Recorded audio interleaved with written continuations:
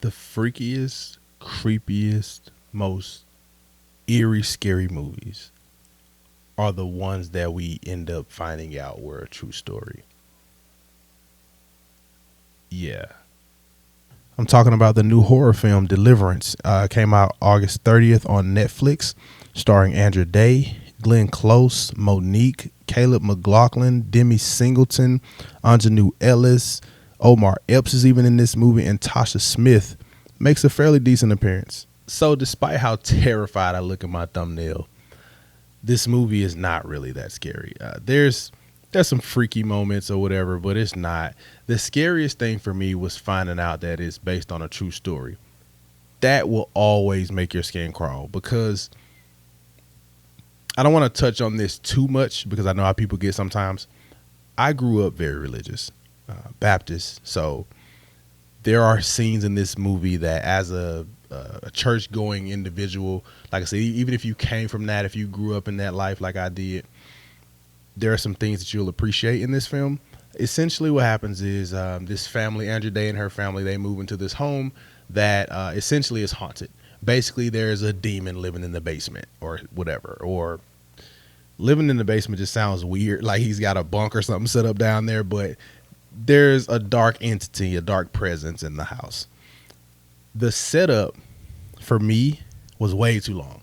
It took, I should have checked the runtime. It feels like it was about 2 hours, actually. And I'm going to tell you why I say that. Because I paused it damn near directly in the center to get up and do something. And it was at about 53 minutes. And there was still like 59 left. So it's a pretty long movie. But they definitely spent Act 1 and 2 setting up. Most of the times when you watch a horror film, the setup doesn't take that long, right? You have maybe 1 or 2 nights with a bump in the night here, a creaky door there, and then boom, it's game time. This film, it takes so long to set that up.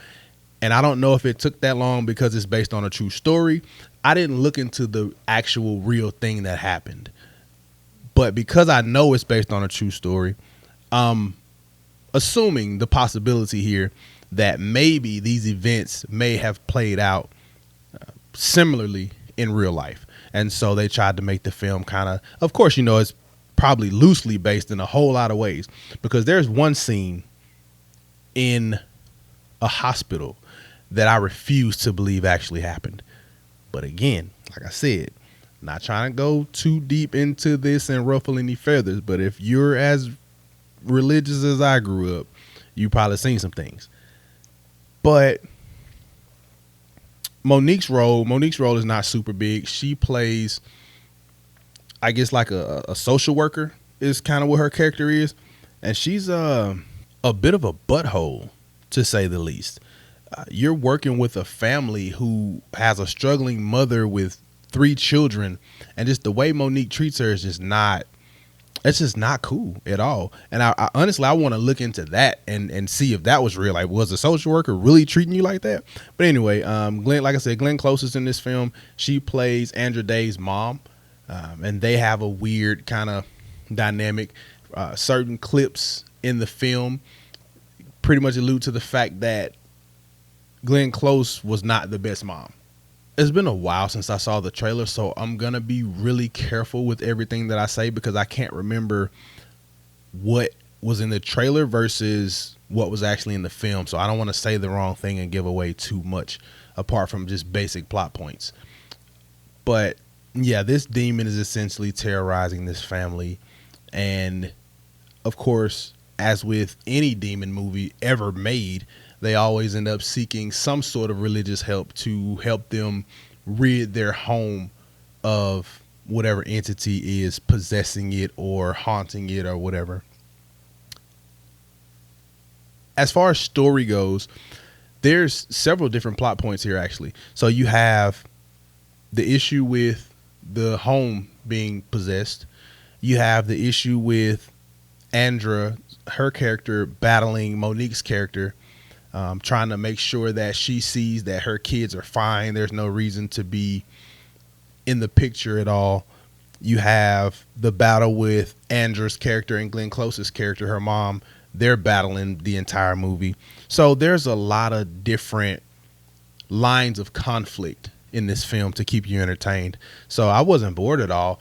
It just, I started watching it to see a horror movie, not a family drama movie. And the first 50 minutes, it's a family drama. The last 30 is when the horror picks up and you're like, okay, this is what I came here for. But everything else is like a Lifetime movie. When it does get started, though, it really does get started. I mean, that last 30 minutes or so, 25, it's pretty rewarding, especially as a believer myself. I enjoy the ending. I really enjoyed the ending. Honestly, kind of brought tears to my eyes. Just, again, the nostalgia of certain parts of it. And when you watch it, you can be like, nostalgia, what? Where did you grow up? But, you know, I enjoyed the ending. I was satisfied with the ending. My favorite thing, though, my absolute favorite thing about this movie is that it is black. It is black. If you grew up in a black home, this movie is black. Down to the mane and tail black. That's for y'all that know. Down to the mane and tail. This movie is black, and I love every single minute of it. I had a really good time watching this movie, even if it was just for that. Like, even though I say I didn't really want to see a drama, right? I'm a black man who grew up in a black home, raised by a black mother, me and my sister. So, you know, watching this and seeing certain aspects of the film, the way they talk to each other, the way they look at each other, they even give you a couple of them. I mean, I love it, but not in a ratchet way, right? Like, just in a, this is how I grew up kind of way. So you really feel it, you know? So I had fun with it. I definitely say check it out if you are, cause see, I know some people, they can watch certain horror movies, but when you start getting into the demonic aspect of horror, a lot of people they can't stomach it because of how real that is, right? So it's easy to watch Jason stomp through the woods and stab somebody. Who cares? You know, that kind of thing is easy to look at. Alien, Predator, you know, Chucky, that stuff is easy to watch. But when it comes to things about concerning spirits and demons and hell and Satan and all that kind of stuff, that stuff is generally pretty hard to watch for some people. So if that's you, this is going to be bothersome. There is a lot of this that is going to be, it's going to hit on that nerve. It's pretty spiritual at a certain point. Not the entire movie, but at a certain point, it's pretty spiritual.